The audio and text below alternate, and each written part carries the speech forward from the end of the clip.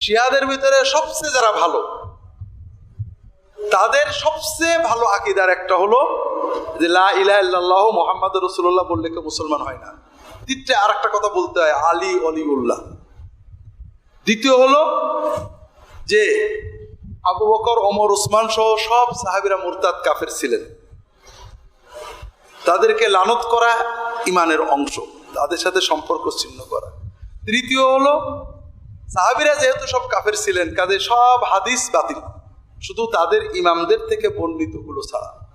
চতুর্থ হলো এটা অধিকাংশ যে এই কোরআন বাতিল, আসল কোরআন নাউজুবিল্লাহ ওসমান পুড়িয়ে ফেলেছেন।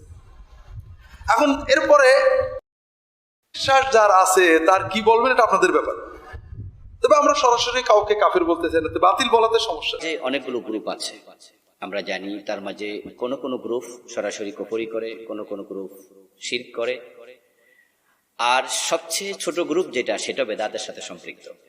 শিয়াদের মাঝে বেদাত করে না এমন শিয়া পাওয়া খুবই কঠিন।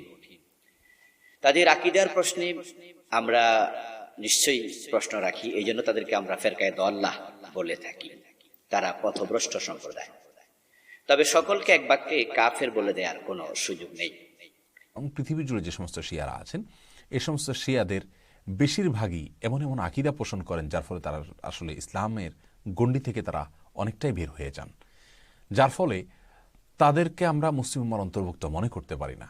তারা আহলে কেবলা হওয়া সত্ত্বেও, আমাদের কেবলাকে কেবলা মানা সত্ত্বেও তাদেরকে আমরা মুসলিম ভাই বোন মনে করতে পারি না। কারণ তারা যখন কোরআন নিয়ে সন্দেহ করে, সংশয় করে, তারা যখন রাসূলের রিসালাত নিয়ে সন্দেহ করে, সংশয় করে, তখন তাদেরকে মুমিন বলার কোনো কারণ থাকতে পারে না। শিয়াদের অনেক আকীদা বিশ্বাস এই টাইপের রয়েছে। বর্তমানে শিয়াদের ষড়যন্ত্র সম্বন্ধে দয়া করে কিছু বলুন। শিয়ারা মুসলিম না, শিয়ারা মুসলিম না। শিয়ারা আবু বকর, উমর, উসমান এই চারজন খলিফাকে কাফের মনে করে, তিনজন খলিফাকে কাফের মনে করে, নাউজুবিল্লাহ। মধ্যে একটা বিরাট গোষ্ঠী কাফের, কিন্তু আমরা নাম ধরে শিয়াদের সবগুলি কাফের বলি না। কেন জানেন? কারণ সব শিয়া এক আকীদা পোষণ করে না।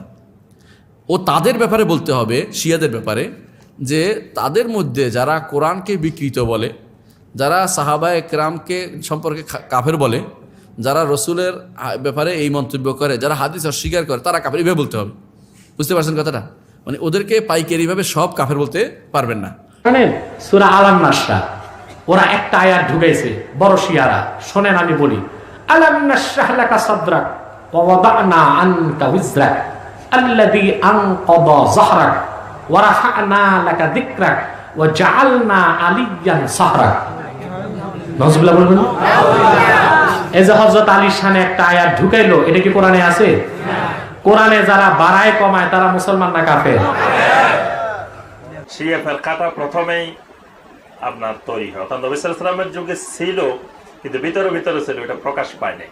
নবী সাল্লাল্লাহু আলাইহি ওয়াসাল্লামের মৃত্যুর পরে একেবারে বাহ্যিকভাবে এরা চলে আসে।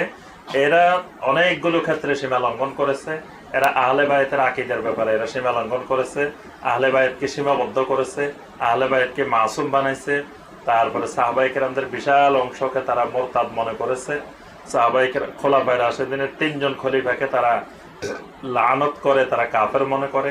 আরো অসংখ্য তাদের বিকৃত আকীদা, বিচ্যুত আকীদা রয়েছে, যেগুলোর কারণে মূলত আসলে তারা মুসলিমের মধ্যেই পড়ে না। যাদের নিয়ে দীর্ঘ কথা বলার সুযোগ নেই। শিয়া হচ্ছে তারা যারা নবী মুহাম্মদ সাল্লাল্লাহু আলাইহি ওয়াসাল্লাম, এমনকি আবু বকর রাদিয়াল্লাহু আনহু, ওমর রাদিয়াল্লাহু আনহু, ওসমান রাদিয়াল্লাহু আনহুর চেয়েও আলী রাদিয়াল্লাহু আনহুকে প্রাধান্য দিয়ে থাকে। এই শিয়া বরং তাদের মাঝে কতগুলি বিভিন্ন দল উপদলে বিভক্ত। যারা চরমপন্থী শিয়া, রাফেজি বলা হয় যাদেরকে, তারা এই কোরআনকেও পরিপূর্ণ কোরআন বলে বিশ্বাস করে না। ভিডিওটি ভালো লাগলে লাইক দিন, কোনো কিছু জানার থাকলে কমেন্ট করুন, ভিডিওটি অবশ্যই শেয়ার করুন। হতে পারে আপনার একটি শেয়ারের কারণে কারো উপকার হতে পারে।